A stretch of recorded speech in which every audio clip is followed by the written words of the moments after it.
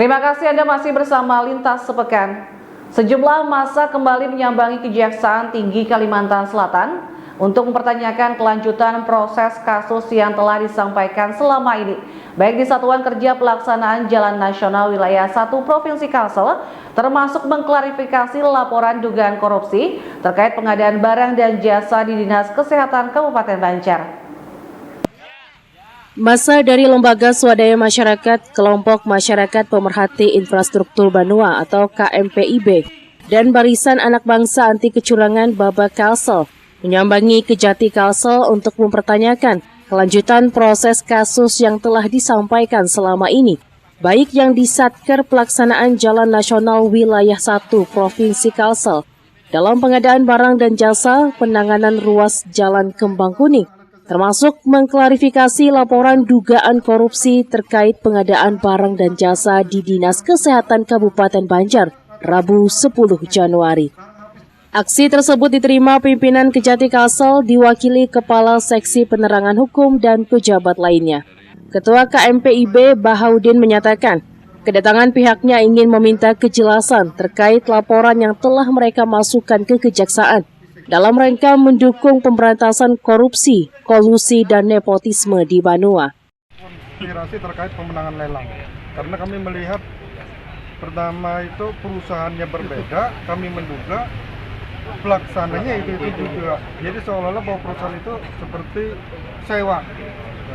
Yang kedua itu terkait masalah alat kesehatan. Jadi alat kesehatan ini sangat rentan sekali terkait dugaan tindak pidana korupsi.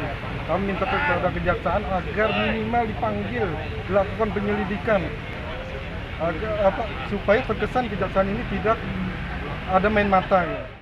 Senada Ketua Babak Kalsel Bahrudin mendesak Kejati Kalsel untuk bekerja cepat karena laporan sudah dilayangkan lebih dari 1 bulan.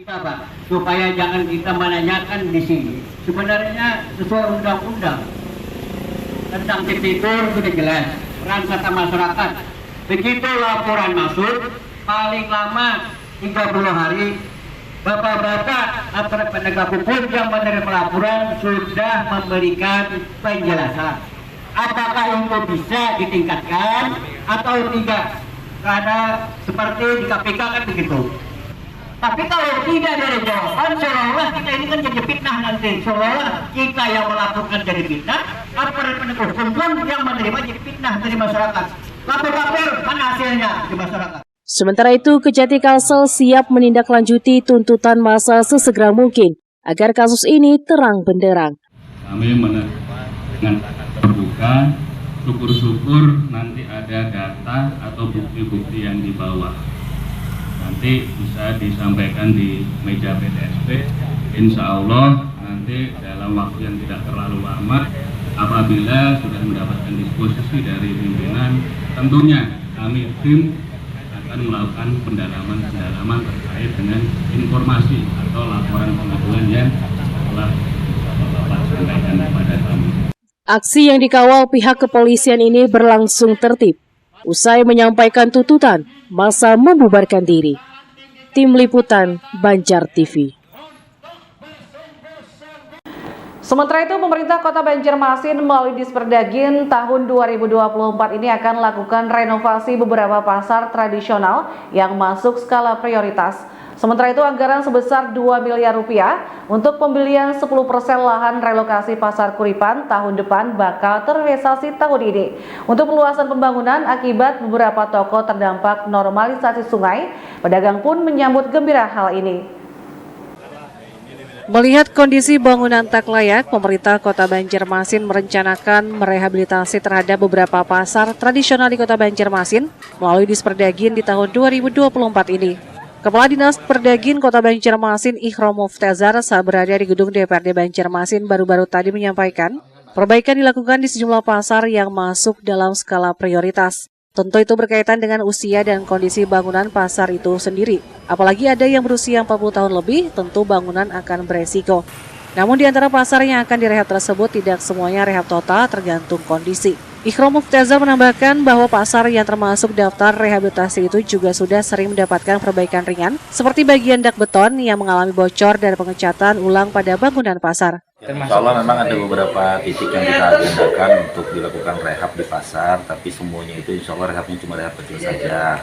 Mungkin nanti ada atap-atap yang memang bocor, itu yang kita perbaiki, terus keramik yang pecah-pecah, dinding seperti itu. Jadi bukan rehab total secara keseluruhan, tidak. Nah, kecuali nanti untuk pasar Kuripan itu memang perlu penanganan khusus, karena memang pasar Kuripan itu terdampak dari adanya normalisasi sungai Veteran itu. Pihaknya berkomitmen menganggarkan di tahun 2024 agar mampu memberikan kenyamanan masyarakat berbelanja di pasar-pasar tradisional. Murtasiah, Banjar TV.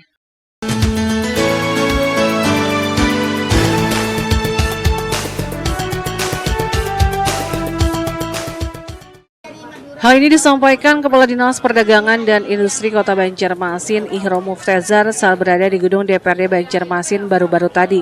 Menurut Tezar, Pemko melalui dinasnya sudah menyiapkan anggaran untuk pembelian 10% lahan relokasi pasar Kuripan yang terdampak normalisasi sungai Veteran. Yang mana pada tahun 2024 ini pemerintah Kota Banjarmasin melalui Disperdagin akan merealisasikan pembelian lahan relokasi tersebut dan sudah ada kesepakatan dengan pemilik lahan termasuk para pedagang terdampak. Dalam pembelian lahan itu pihaknya menggunakan jasa appraisal dan para pemilik tanah sudah setuju dan sepakat lahannya dijual. Kita tambahkan bangunannya ke belakang, ada 10% itu karena kita mau beli di belakang pasar Kuripan itu tanahnya. Tapi pasar Kuripan sudah berkoordinasi dengan pedagang juga?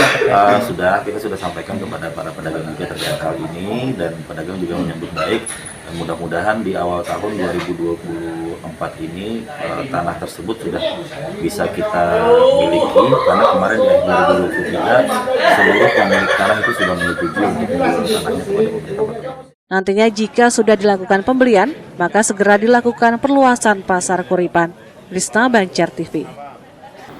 Informasi lainnya, Wakil Ketua Dewan Perwakilan Rakyat Daerah Provinsi Kalimantan Selatan, Hajah Mariana, sampaikan pentingnya pemenuhan gizi pada anak melalui Perda Nomor 11 Tahun 2018 tentang pemberdayaan perempuan dan perlindungan anak di Desa Beruntung Raya, Kecamatan Satui, Kabupaten Tanah Bumbu. Sosialisasi Perda Nomor 11 Tahun 2018 tentang pemberdayaan perempuan dan perlindungan anak kembali disampaikan Wakil Ketua DPRD Kalsel Hajah Mariana di Desa Beruntung Raya, Kecamatan Satui, Tanah Bumbu akhir pekan tadi. Hadir sebagai narasumber dalam sosialisasi tersebut Tata Boga sekaligus pemilik Lembaga Pelatihan Kerja LPK Shirley Marlina. Di kesempatan itu, Hajah Mariana menyampaikan pentingnya memberikan pemahaman tentang makanan gizi seimbang dalam mencegah stunting. Masalah stunting juga penting untuk terus dicegah karena berpotensi mengganggu sumber daya manusia.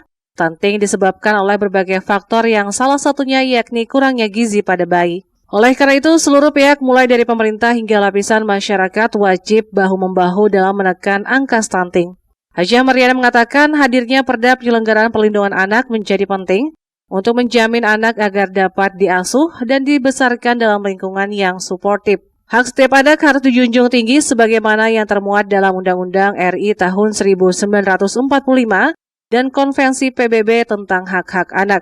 Sementara itu, narasumber Shirley Marlina mengatakan menyambut baik digelarnya kegiatan ini dalam memberikan pemahaman tentang produk hukum daerah kepada masyarakat desa dan sekaligus memberikan tips cara membuat hidangan yang mudah bagi si buah hati. Harapannya kegiatan seperti ini juga terus dilaksanakan dan lebih luas lagi digencarkan agar produk hukum tersebut diketahui masyarakat. Di sini peserta sangat antusias, selain mereka juga melihat tentang paparan peraturan daerah yang sudah dibuat di provinsi, ya di melalui lembaga legislatif, juga mereka memiliki keterampilan lebih dengan adanya demonstrasi pembuatan aneka kue dan aneka olahan ikan.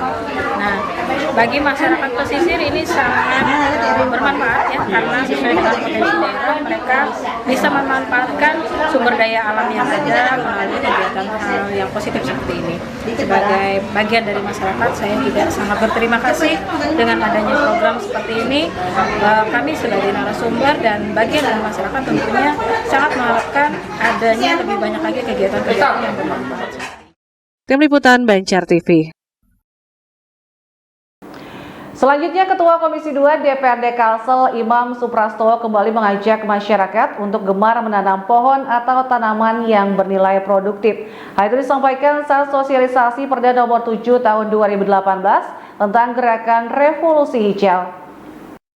Peraturan Daerah Nomor 7 Tahun 2018 tentang Gerakan Revolusi Hijau kembali disosialisasikan Ketua Komisi 2 DPRD Kalsel Imam Suprastowo di Desa Tajo Pecah, Kabupaten Tanah Laut, Sabtu 7 Januari. Melalui Perda Revolusi Hijau tersebut, Imam mengajak masyarakat untuk gemar menanam. Meski diketahui di Desa Tajo Pecah ini sudah terlihat hijau, namun perlu kembali didorong agar desa ini lebih hijau lagi. Dan lahan yang masih terlihat kosong hendaknya dimanfaatkan untuk ditanami pohon atau tanaman bernilai produktif.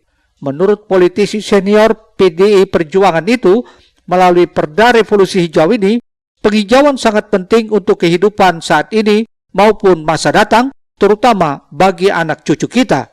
Lebih jauh, Imam juga menyampaikan semakin banyak tanaman atau penghijauan, semakin banyak pula menghasilkan oksigen yang dapat memberikan dampak positif bagi kesehatan guna meningkatkan kualitas udara. Oleh karena itu, masyarakat harus sadar bahwa oksigen itu sangat penting bagi kehidupan. Desa Tajo Pecah, Kecamatan Batu Ampar, bagaimana biasa kita selalu mengajak untuk masyarakat supaya mau gemar menanam. Kita sudah punya bibit yang disiapkan oleh KPH, tinggal kesiapan masyarakat dan lahan yang ada. Lahan tidak harus luas, bisa juga di halaman, karena kita harapkan masyarakat nanti mempunyai tanaman buah di halaman masing-masing. Dan kita sudah siapkan semuanya itu, baik yang di halaman maupun di jalan atau di lahan. Kita siapkan semuanya, dan ke depan kita harapkan tutupan lahan kita semakin baik. Ini yang menjadi tujuan daripada Gerakan Revolusi Hijau. Tim Liputan Banjar TV. Pemirsa, tingginya geliat ekonomi awal tahun, pengiriman barang hingga 4 fuso. Tetaplah bersama kami.